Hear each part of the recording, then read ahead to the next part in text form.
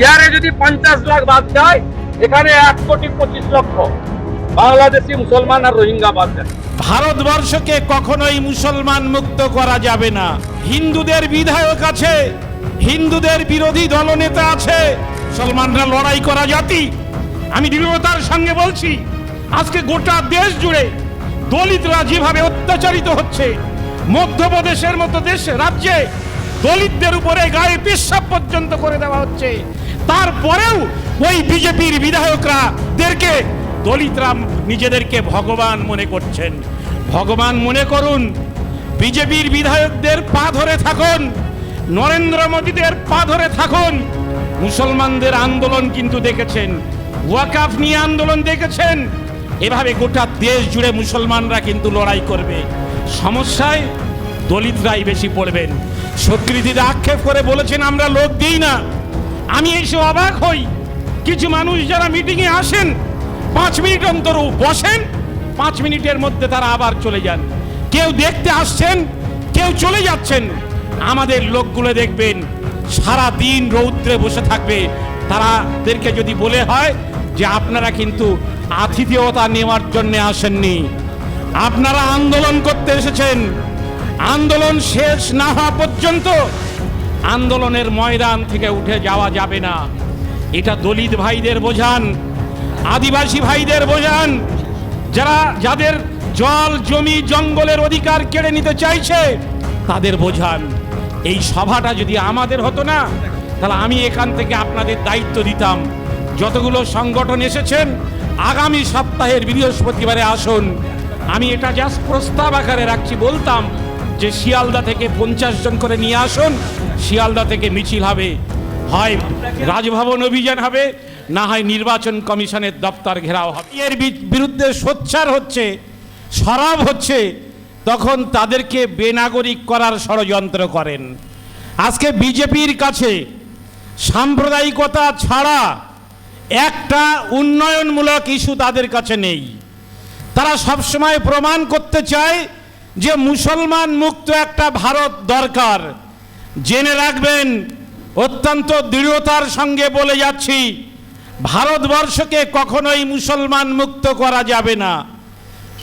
আসাম থেকে বেশি মুসলমানকে কিন্তু সংখ্যায় বেশি মুসলমানের নাম তারা নাগরিকের তালিকা থেকে বাদ দিতে পারেনি, ভোটার তালিকা থেকে বাদ দিতে পারেনি।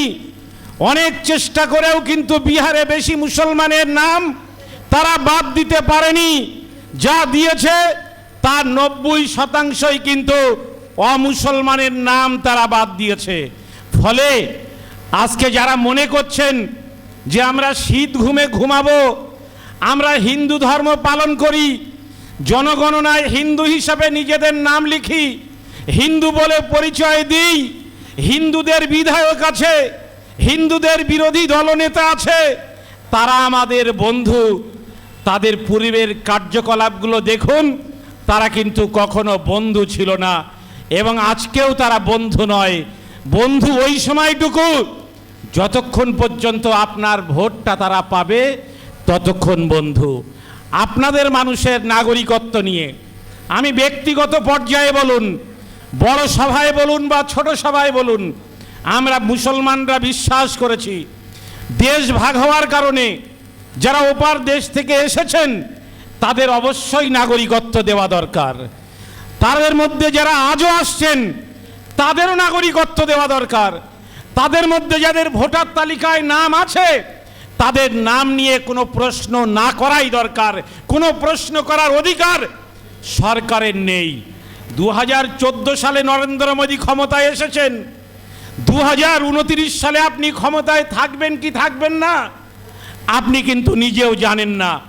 ফলে ভারতের যারা স্থায়ী নাগরিক, যারা ভারতে বর্তমানে বসবাস করছে, তারাই কিন্তু 2019 সালে আপনার ভারতের প্রধানমন্ত্রীর গদিতে থাকা আর না থাকা এটা কিন্তু নির্ধারণ করবে।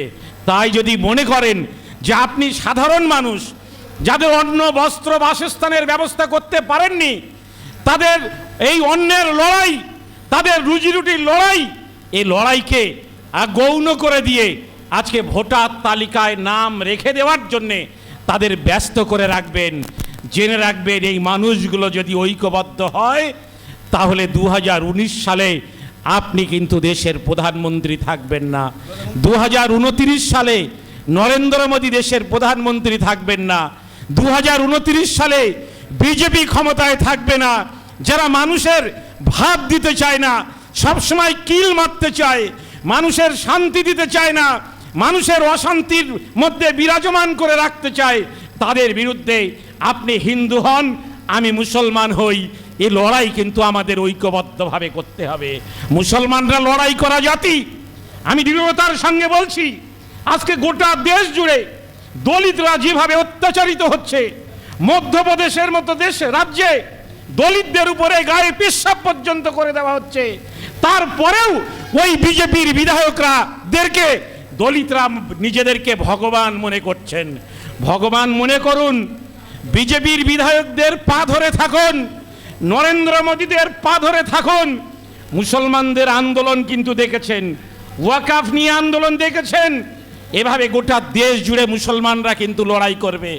সমস্যায় দলিতরাই বেশি পড়বেন। স্বীকৃতিতে আক্ষেপ করে বলেছেন আমরা লোক দিই না। আমি এসে অবাক হই, কিছু মানুষ যারা মিটিংয়ে আসেন 5 মিনিট অন্তর বসেন, 5 মিনিটের মধ্যে তারা আবার চলে যান। কেউ দেখতে আসছেন, কেউ চলে যাচ্ছেন। আমাদের লোকগুলো দেখবেন সারা দিন রৌদ্রে বসে থাকবে।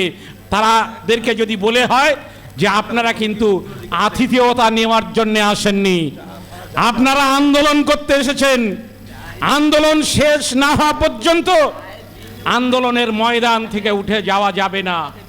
এটা দলিত ভাইদের বোঝান, আদিবাসী ভাইদের বোঝান, যাদের জল জমি জঙ্গলের অধিকার কেড়ে নিতে চাইছে তাদের বোঝান।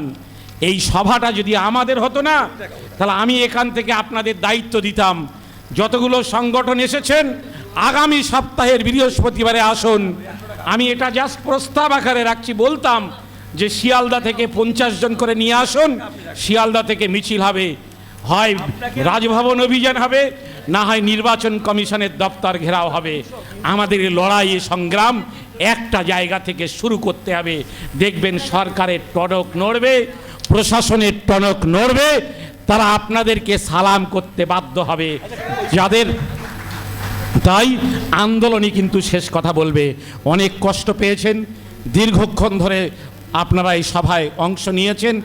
আগামী দিনে লড়াইয়ের বৃহত্তর লড়াইয়ের সংকল্প নিন, পরিস্থিতির পরিবর্তন ঘটবে, এটা অন্তত বুঝতে পেরেছেন।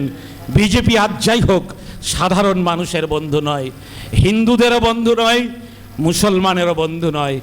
যাদের ছেলের বিয়ে খেতে যায় একাধিকবার, ওই আদানি আম্বানিদেরই কিন্তু বন্ধু। যাদের টাকা দেশ থেকে বিদেশে পার করে দেওয়ার ব্যবস্থা করে, ওই নীরব মোদীদের বন্ধু, আমার আপনার বন্ধু নয়। তাই আন্দোলনই শেষ কথা বলবে।